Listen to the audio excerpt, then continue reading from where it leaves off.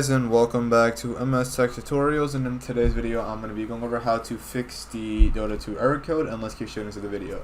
So the first thing that you guys can do is go ahead and just right click on the game.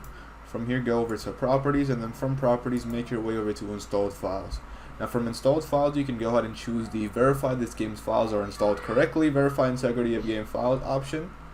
Now that is the first method in fixing the error code. You can go ahead and start up the game and it should be fixed. The second method you guys can try doing is by going over to Steam and then click on Steam settings.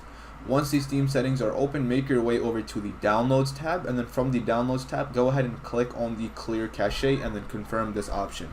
Now this is the second method. Once you do that, I recommend logging out of your account and then logging back in, and then you can also try launching up the game.